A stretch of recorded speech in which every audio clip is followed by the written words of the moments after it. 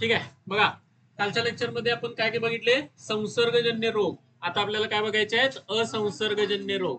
आता असंसर्गजन्य म्हणजे काय रे? तर असंसर्ग म्हणजेच कोणत्याही प्रकारच्या संसर्गामुळे किंवा संपर्कामुळे न होणारे रोग. कसले आहेत रोग ते? तर कोणत्याही प्रकारचं, एकच मिनिट, एक वेगळा रंग घेतो. हा, संक्रमणामुळे न होणारे, संक्रमणामुळे न होणारे, न होणारे रोग म्हणजेच कसले असतात? असंसर्गजन्य रोग. त्याच्यामध्ये पहिला रोग आपल्याला बघायचा आहे तो कर्करोग. आता कर्करोग म्हणजे त्याला आपण इंग्लिशमध्ये म्हणतो कॅन्सर. आपल्याला जास्तीत जास्त माहित आहे ते काय? कॅन्सरच माहित आहे, कर्करोगापेक्षा कॅन्सर. तर कर्करोग म्हणजे होतंय काय नेमकं? तर पेशीची अनियंत्रित आणि अपसामान्य वाढीस कर्करोग म्हणतात. अनियंत्रित आणि अपसामान्य म्हणजेच काय? वेगळ्या पद्धतीनेच वाढायला चालू होतात. म्हणजे उदाहरणार्थ बघा, मी तर उदाहरणार्थ घेतली एक पेशी. आता हे एक पेशीमध्ये ना, म्हणजेच पेशीचं विभाजन असतं. पेशी विभाजन होते म्हणूनच आपली काय होते? उंची वाढते, आपली जाडी वाढते, बरोबर ना? पेशी वाढतात म्हणून आपली जाडी वाढते. मग आता पेशींची संख्या वाढते म्हणजे काय होतं? त्याचं विभाजन होत असतं. मग आता हे पेशींचं जे विभाजन असतं किंवा पेशींची जी वाढ असते, तर पेशी ह्या कशा वाटल तशा वाढायला चालू होतात, अशा कशा वाटल तशा वाढायला चालू होतात आणि अशी गाठा तयार व्हायला चालू होतात त्याच्या. बघा, असं की नाही काय होतंय? वाढतच जाते, सुट्टीच देत नाही. असं भरपूर वाढण्याचं म्हणजे अनियंत्रित. म्हणजे नियंत्रित कशाला म्हणतात? तर एक ठराविक पद्धतीनं वाढणं. म्हणजेच काय? तर ठराविक म्हणजेच काय? उदाहरणार्थ आपण म्हणूया की एका दिवसात, उदाहरण म्हणू ना, एका दिवसामध्ये एक पेशी 2 होतात.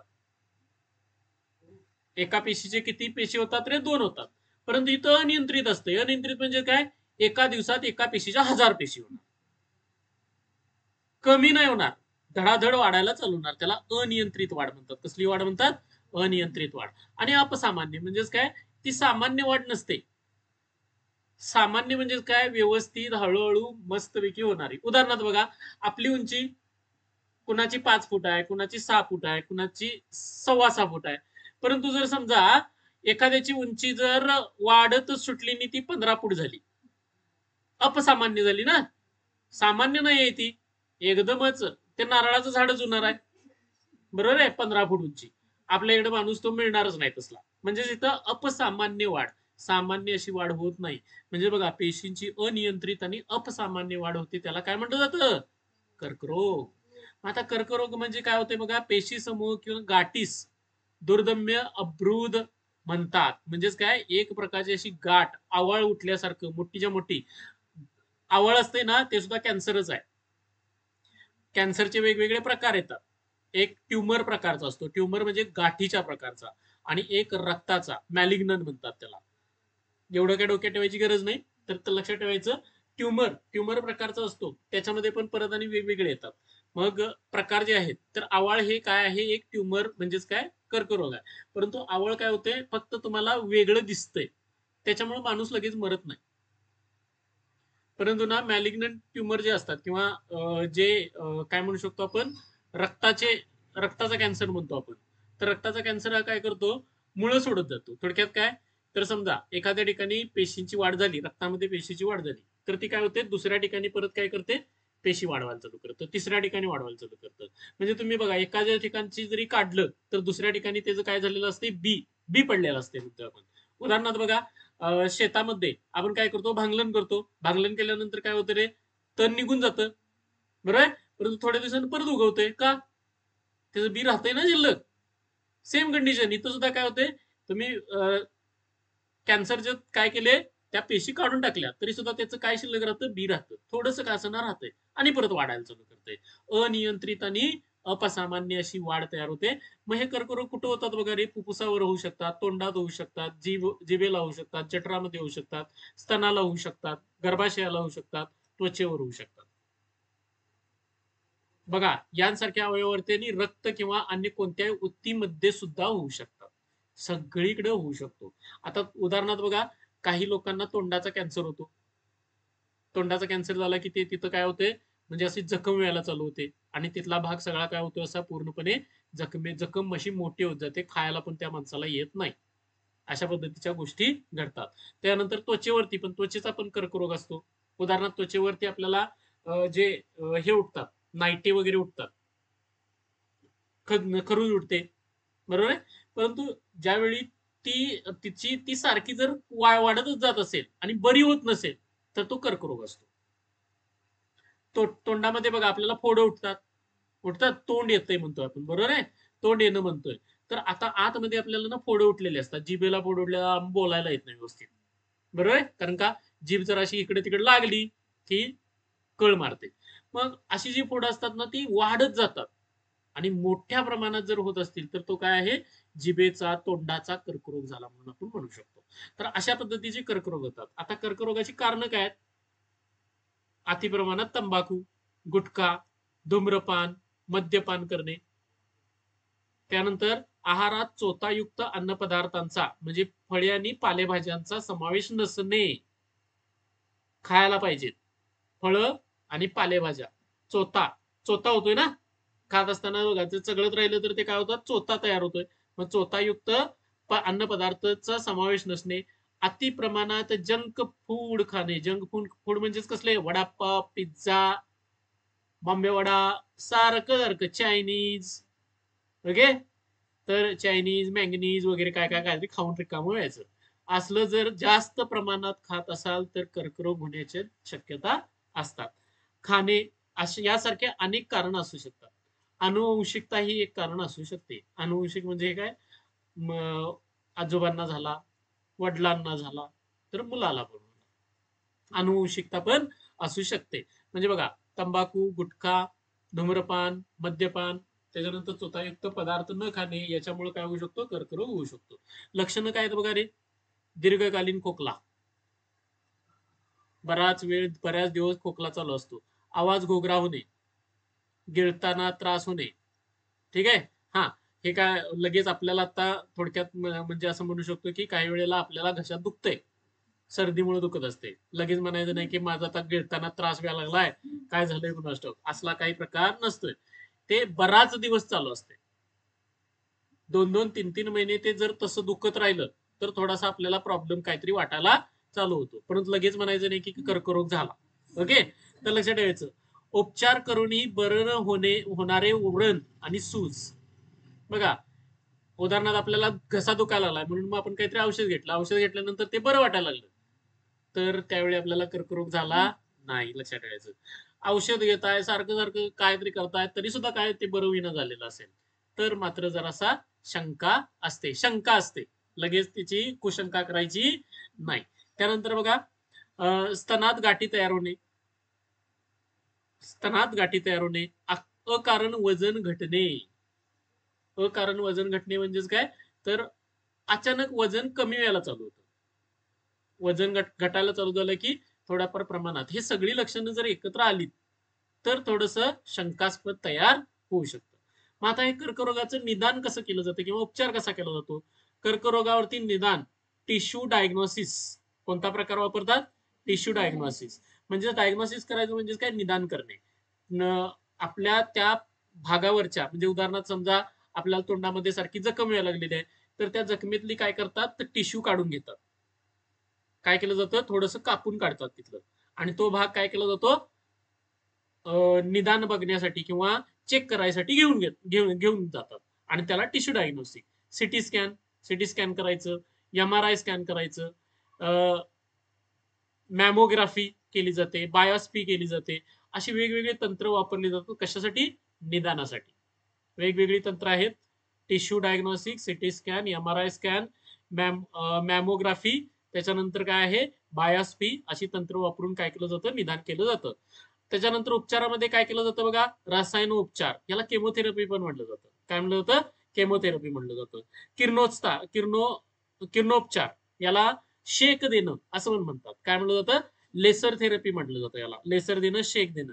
शल्य चिकित्सा म्हणजेच काय, ऑपरेशन करायचं, सरळ सरळ तो भाग काढून टाकायचा. उदाहरणार्थ बघा, एखाद्याच्या तोंडाला कॅन्सर झालेला असेल तर त्याचा जबडा वगैरे काढून टाकतात. असे लोक बघितलेत का नाही आसपास कुठं, काही वेळेला बघा असं हे काढून टाकलेलं असते आणि असं चिंबुट असं तोंड झालेलं असतं. अशा पद्धतीची लोक आपल्याला बघायला मिळतात. तर ते काय झालेलं असतं, हा जबडा वगैरे काढून टाकलेला असतो, म्हणजे एवढ्या हाडाला तोच कॅन्सर झालेला असतो, ते काढून टाकलं जातं. अशा पद्धतीच्या काय केलं जातात, म्हणजे मला वाटतंय तुम्ही ऍडव्हर्टाईज पण बघताय, धूम्रपान त्याची ऍडव्हर्टाईज, त्यावेळी तोंडाचा कॅन्सर वगैरे दाखवला जातो. त्यानंतर बघा त्याच्यावरती रोबोटिक सर्जरी केली जाते. रोबोटिक सर्जरी, लॅप्रोस्कोपी सर्जरी, अशा प्रकारच्या सर्जरी करून, म्हणजेच काय, थोडक्यात ऑपरेशन आहे. कोणते ऑपरेशन करायचं? रोबोटिक ऑपरेशन करायचं, लॅप्रोस्कोपी ऑपरेशन करायचं, या उपचार पद्धतीचा वापर केला जातो. हा तुमचा कोण आहे? कर्करोग. त्याच्यानंतर बघा आपल्याला दुसरा रोग येतो, तो म्हणजेच काय, मधुमेह. त्याला डायबिटीज म्हणतात. तर लक्षात ठेवायचं, इथं महत्वाचा मुद्दा कोणता आहे बघा, स्वादुपिंड इन्शुलिन नावाचं संप्रेरक तयार करतं. कोण रे? स्वादुपिंड काय तयार करतं? इन्शुलिन. इन्सुलिन तयार करतं. इन्सुलिन हे जे संप्रेरक आहे, हे रक्तातल्या ग्लुकोज शर्करेचं प्रमाण नियंत्रित करतं. त्यालाच आपण साखर म्हणतो. शरीरातली साखर काय करण्याचं? नियंत्रित ठेवण्याचं, व्यवस्थित ठेवण्याचं काम कुणाचं असतं? इन्शुलिन या संप्रेरकाचं असतं. बघा, इन्शुलिन हे संप्रेरक कुणामधून बाहेर पडतं? स्वादुपिंडामधून बाहेर पडतं.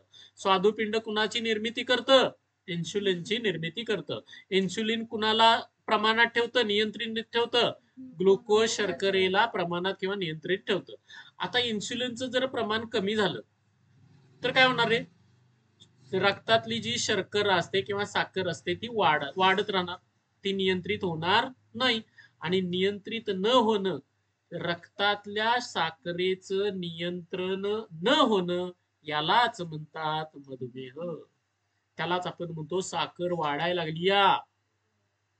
काही लोकांची साखर वाढते. वाढते काय? तर साखर वाढते म्हणजे काय वाढतंय? तर रक्तातलं ग्लुकोज शर्करेचं प्रमाण वाढतं. आणि ग्लुकोज शर्करा वाढते कशामुळे वाढते? इन्सुलिन कमी पडतंय.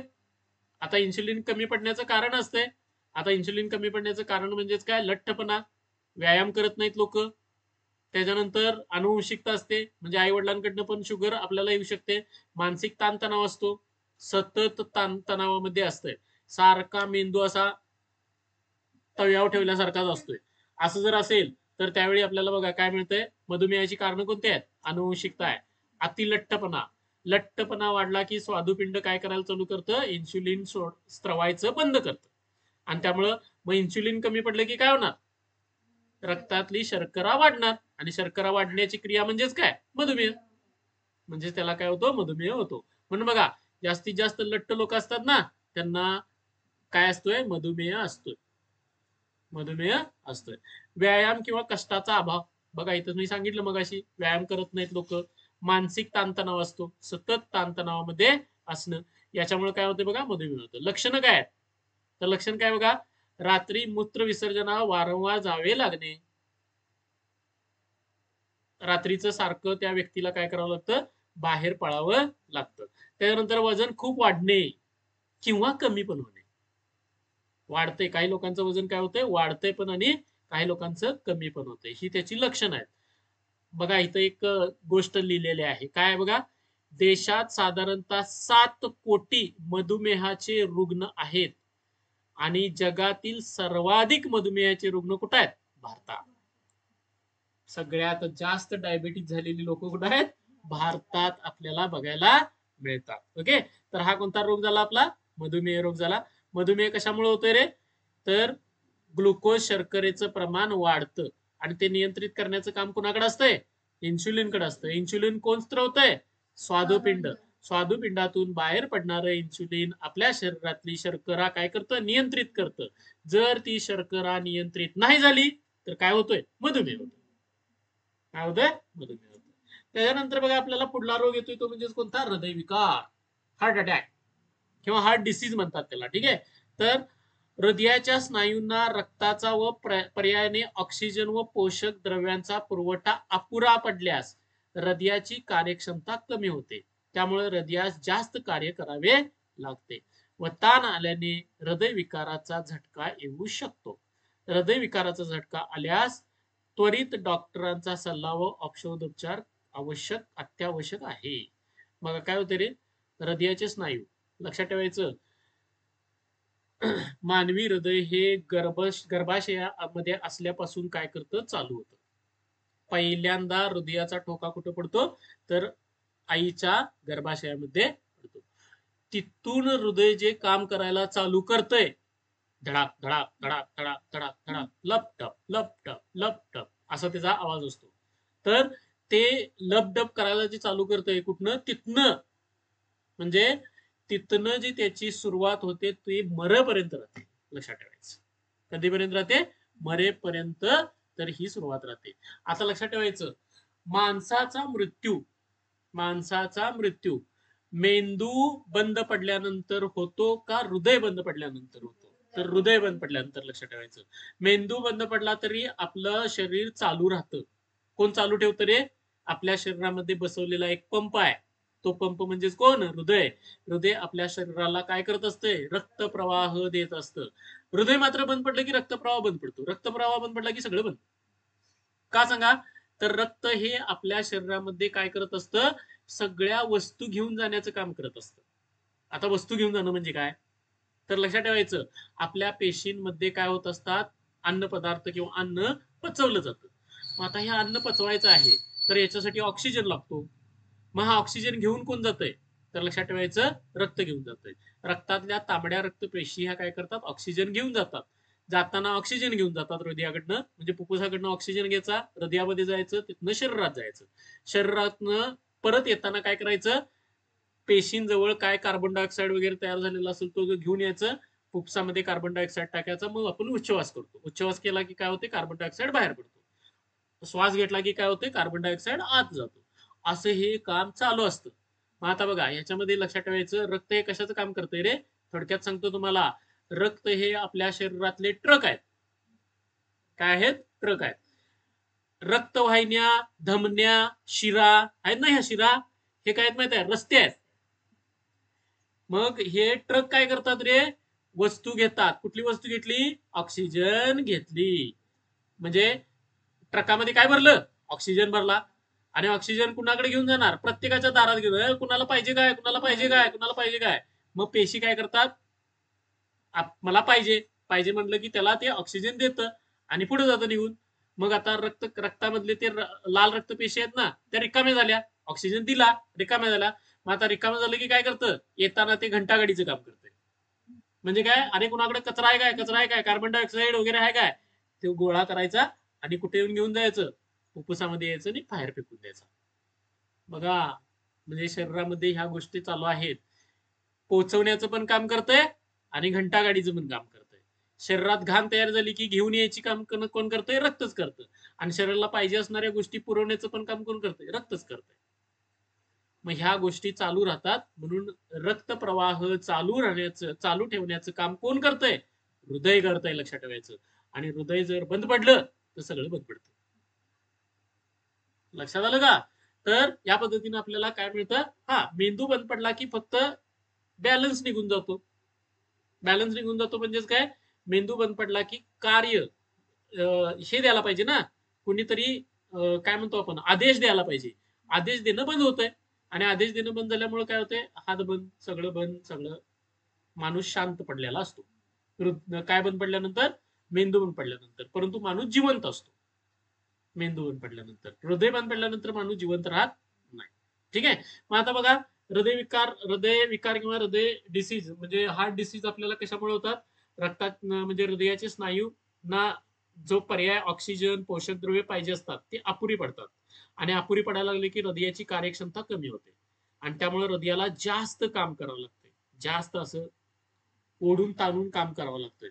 म्हणजे लक्षात ठेवायचं, ओढून ताणून ज्यावेळी हृदय काम करायला चालू करतंय त्यावेळी त्याच्यावरती ताण येतो. आणि तो ताण आला की ते काय करतंय? फाटकन तुटतंय. ठीक आहे. हृदय हार्ट अटॅक म्हणतात त्याला. काय म्हणतात? Heart attack. बघा, हार्ट अटॅक मध्ये काय होतंय? छातीमध्ये असह्य वेदना होतात. छातीत डाव्या बाजूला काय करायला चालू होते? दुखायला चालू होते. छातीतील वेदनांमुळे खांदे, मान, हात दुखणे असं पण चालू होतंय. सगळीकडे असं ओढून धरल्यासारखं व्हायला चालू होते. हात आकडणे, घाम येणे, अस्वस्थता, कंप जाणवणे, असं थरथरायला चालू होते. माणूस अस्वस्थ होतोय. काय करू काय करू व्हायला चालू होतंय. हृदयामध्ये असं दुखायला लागले. म्हणजे सगळीकडे असं घाम फुटलाय, दरदरून घाम फुटतो, त्यावेळी त्याला हृदय हार्ट अटॅक यायला लागलाय असं समजायचं असतं. हृदयविकाराची कारण काय आहेत बघा? धूम्रपान, मद्यपान, मधुमेह, उच्च रक्तदाब, लठ्ठपणा, श्रमाची कमतरता, व्यायामाचा अभाव, सतत बैठे काम करणे, अनुवंशिकता, तणाव, रागीटपणा, चिंता, या सगळ्या गोष्टींमुळे काय होऊ शकतो? हृदयरोग किंवा हृदय विकार होऊ शकतो. आता हृदयविकार वरती उपाय काय आहेत बघा? अँजिओप्लास्टी. काय आहेत आपल्याला विचार करायचा नाही आताच. ठीक आहे. Angioplasty, bypass surgery, bypass surgery, open heart surgery. Bypass surgery म्हणजे काय करतात? काही वेळेला काही तुमच्या शिरा ज्या असतात ना त्या बंद पडलेल्या असतात, त्यांना चॉक ऑफ होणं म्हणतात. काय होतात? शिरा बंद पडतात. आता शिरा बंद कशामुळे पडतात? तर कोलेस्ट्रॉल साठल्यामुळे. कोलेस्ट्रॉल म्हणजे थोडक्यात लक्षात ठेवायचं, दगड. मला सांगा, पाईप मध्ये दगड अडकला आणि पाणी जर चालू राहिलं, काय होईल रे? पाईप फुटणार, बरोबर ना? सेम कंडिशन होते. पाईप मध्ये दगड तयार होतो, कोणता? कोलेस्ट्रॉलचा, आणि दगड मध्ये अडकून पडतो आणि रक्त काय करायला चालू करते? हृदय काय पण थांबत नाही, ते काय करतंय? रक्त प्रेशरनं दाबतंय, आणि प्रेशरनं दाबताना जर दगड निघून गेला तर बरं, नाही निघून गेला तर काय होणार रे? पाईप फुटणार, आणि पाईप फुटली की काय होतं? हृदय हार्ट अटॅक होतो. बघा, मग त्यावेळी तुम्हाला बायपास सर्जरी असते, ओपन हार्ट सर्जरी, म्हणजे काही वेळेला हार्ट मध्ये डायरेक्ट हृदय ओपन करून त्याच्यामध्ये काय केलं जातं? काही सर्जरी केल्या जातात. हृदय प्रत्यारोपण, हे डायरेक्ट बदलूनच टाकायचं, दुसऱ्याचं हृदय त्याला बसवायचं. तर लक्षात ठेवायचं, मेलेल्या व्यक्तीचं हृदय, मेलेल्या म्हणण्यापेक्षा हृदय काय करत असतं? 2 तासापर्यंत जिवंत असतं. त्या 2 तासातच ते बसवावं लागतं, त्याच्या पुढे नाही. हा, तर ते कुणाचं बसवायचं? जस्ट म्हणजे चांगल्या पद्धतीनं मेलंय त्याचं. नाहीतर काय होणार सांगा? उदाहरणार्थ औषध खाऊन मेलंय, त्याचं हृदय घेऊन काय करायचं? त्याच्यामध्ये सगळं काय असणार आहे? बाद झालेलं असणार आहे ते. असे हृदय घेतली जात नाहीत, चांगली हृदयाचा विचार केला जातो. स्टेंट्स टाकणे म्हणजेच काय? थोडक्यात ना, मध्ये अशा झडपा टाकणे किंवा पट्ट्या टाकणे, अशा गोष्टी केल्या जातात. थोडक्यात ना, आपण काय म्हणतो माहितीये का ह्याला? Collar बसवायची, collar. 2 पायपा जोडण्यासाठी मध्ये काय बसवतात? असे कॉलर बसवतात, बरोबर आहे? 2 पायपा जोडण्यासाठी कॉलर बसवायची वगैरे, असे पेस मेकर बसवणे, स्पेस तयार करणारा, म्हणजेच काय? मध्ये जागा तयार करायला पाहिजे, जागा तयार करण्यासाठी स्पेस मेकर वगैरे बसवणे, अशा वेगवेगळ्या काय केल्या जातात? शस्त्रक्रिया केल्या जातात. तर बघा, हृदय रोगावर प्राथमिक उपचार. आता हृदय रोगावरती प्राथमिक उपचार काय करायचा? तर पहिल्यांदा काय करायचं? 108 क्रमांकाला फोन करायचा, रुग्णवाहिकेला, लवकरात लवकर या म्हणून. ओके. त्यानंतर काय करायचं? तो व्यक्ती, त्याला बेशुद्ध होऊ द्यायचं नाही, त्याला धरायचं खांद्याला, गदा गदा हलवायचं नाही, जास्त जोरात हलवायचं नाही. हा, खरं निदान त्याला हलवायचं नाही, तो जागा आहे का बघायचं, बेशुद्ध होऊ द्यायचं नाही, शुद्धीवर आहे का तपासायचं, आणि मग त्याला कडक पृष्ठभागावरती झोपवायचं. कडक पृष्ठभागावरती झोपवायचं म्हणजे एकदम चांगला व्यवस्थित, गादीवर झोपवायचं नाही, कडक पृष्ठभाग पाहिजे, त्याच्यावरती झोपवायचं. आणि मग त्याला compress only life support, COLS, ह्या पद्धतीनं काय करायचं? रुग्णाच्या छातीवर दाबायचं. म्हणजे बघा, हाताचे असे 2 काय करायचे? भाग करायचे आणि त्याच्या छातीवरती दाबायचं, कॉम्प्रेस करायला चालू करायचं. त्याला कॉम्प्रेस ओनली लाईफ सपोर्ट म्हटलं जातं. असं काय करायचं बघा? 120, 100 ते 120 दाब या गतीनं 30 वेळा दाबायचं. किती वेळा दाबायचं? 30 वेळा. आता लक्षात ठेवायचं, इथं असं दाबायचं नाही आणि त्याचं हृदय मोडून पडायला पाहिजे. 100 ते 120 एक सरासरी असं दाबलं जातं ते, नाहीतर असं दाबायचं नाही आहे, एकदम जोरात दाबायचं नाही. 100 ते 120 एवढ्या दाबानं किती वेळा? 30 वेळा दाबायचं. त्यालाच काय म्हटलं जातं? COLS असं म्हटलं जातं, कॉम्प्रेस ओनली लाईफ सपोर्ट असं म्हटलं जातं. अशा पद्धतीनं तुम्ही हृदयरोगावरती सुद्धा काय करू शकता? म्हणजेच विचार करू शकता किंवा त्याला प्रथम उपचार देऊ शकता. तर अशा पद्धतीचे आपल्याला कोणत्या पद्धतीचे रोग मिळाले बघायला? तर पहिली गोष्ट म्हणजेच काय? कर्करोग बघायला मिळाला, मधुमेह बघायला मिळाला, आणि हृदयरोग आपल्याला बघायला मिळाला. हे आपले रोग आहेत, हे लक्षात आलं का?